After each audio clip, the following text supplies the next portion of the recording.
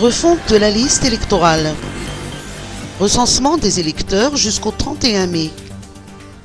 Un communiqué officiel de ce jour de la CENI informe du prolongement jusqu'au 31 mai 2023 de l'opération de recensement des électeurs en vue de la refonte totale de la liste électorale. D'après Soave Ndemartaf, qui est rapporteur général de la CENI, les citoyens électeurs potentiels qui ne sont pas encore inscrits peuvent le faire auprès du bureau de Foukountagne de leur lieu de résidence avant le 10 avril 2023, date de l'arrêtage provisoire de la liste électorale.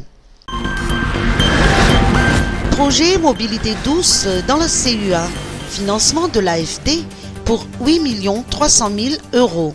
Les trottoirs d'Antananarivo seront réhabilités et les zones partiellement piétonnes seront sécurisées dans le cadre d'un projet d'appui à la mobilité douce dans la commune urbaine d'Antananarivo. La convention de financement de ce projet, d'un montant de 8,3 millions d'euros, a été signée hier entre le ministère malgache de l'économie et des finances et l'Agence française de développement.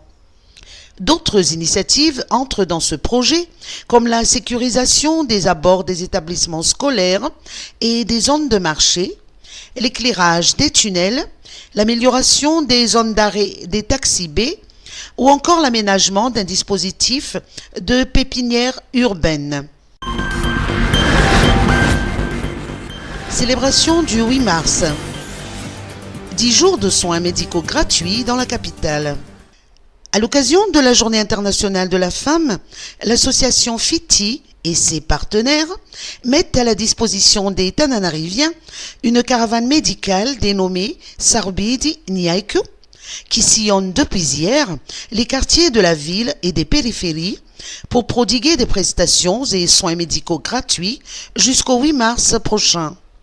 La caravane fera halte dans les quartiers d'Ankatke-Lilaf, Itosi, Stade Malakam d'Antanmene, le Coliseum d'Analamaïti, Anjanmene et Mamasna. La caravane est composée de 19 véhicules cliniques mobiles avec à bord des médecins généralistes, des spécialistes de cardiologie, de dermatologie, d'endocrinologie, de santé mentale, de pédiatrie, de gynécologie obstétrique et bien d'autres. Les véhicules sont équipés de matériel d'échographie, de radiographie et de mammographie.